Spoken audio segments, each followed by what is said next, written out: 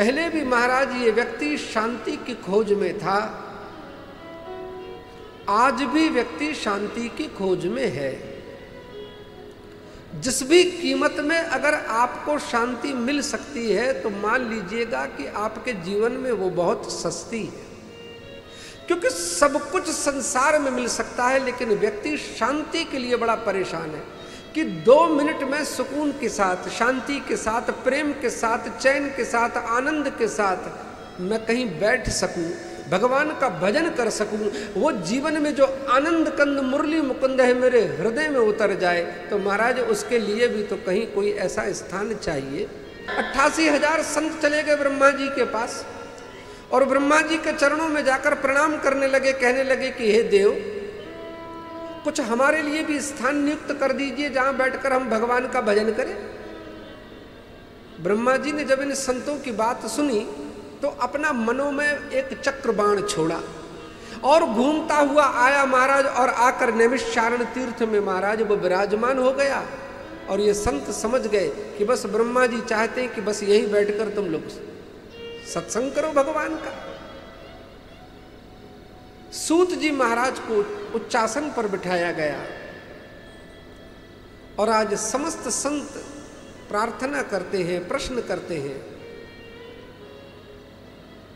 ई घोरे कलौ प्रायौ जीवश्चा सुरतांगतः क्लेशाक्रांतस्य तस्यैव शोधने किम परायणम्। महाराज, प्रायः कर इस कलयुग के प्राणी आसुरी वृत्ति वाले हो गए हैं, आसुरी स्वभाव वाले हो गए। तो कहा महाराज असुर किसे कहते हैं? कहा असुर उसे कहते हैं कि जिसके जीवन की कामनाएं बंद होने का नाम ही नहीं लेती।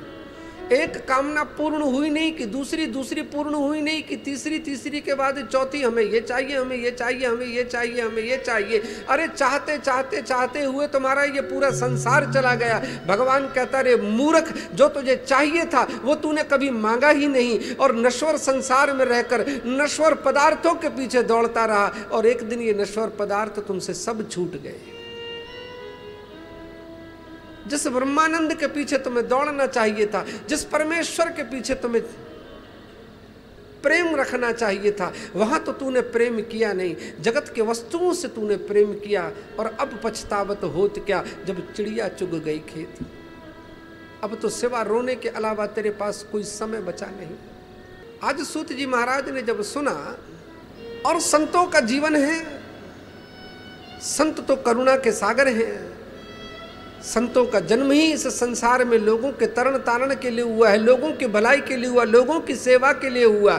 संत तो चाहते हैं कि महाराज जैसे हम सुखी हैं वैसे आप भी सुखी हो जाओ। क्यों? क्योंकि दुनिया में 2 चिंतन हैं। मैं सुखी हो जाऊं ये स्वार्थ चिंतन है, और ये जगत सुखी हो जाए ये परमार्थ चिंतन है। ये संतों का चिंतन है कि महाराज ये जगत सुखी हो जाए।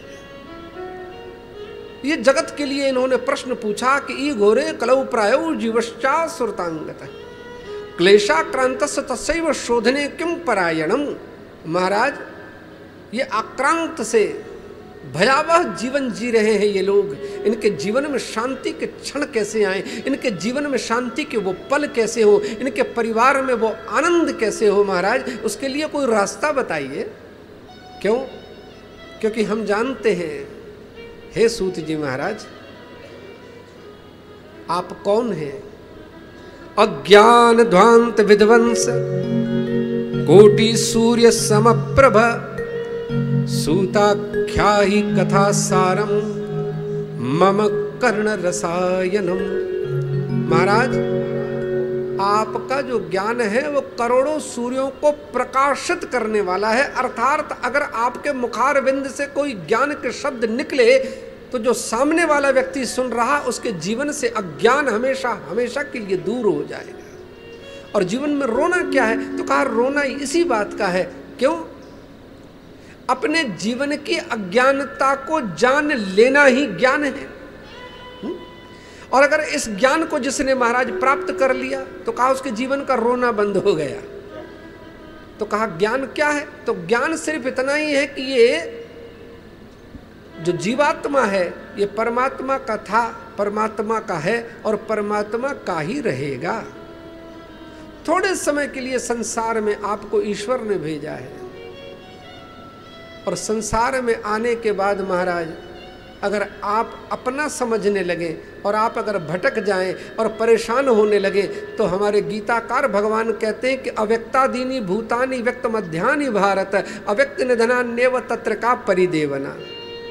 जन्म से पहले तुम्हारा कोई अस्तित्व व्यक्तित्व नहीं था और संसार जब छूट जाएगा तो भी तुम्हारा नाम और तुम्हारा चित्र मात्र रह जाएगा। अरे पानी केरा बुलबुला अस मानस की जात देखत ही बुझ जाएगा जीव तारा प्रभात। थोड़े समय के लिए तुम्हें परमेश्वर ने भेजा है, भाई मेरे चिंतन कर लो।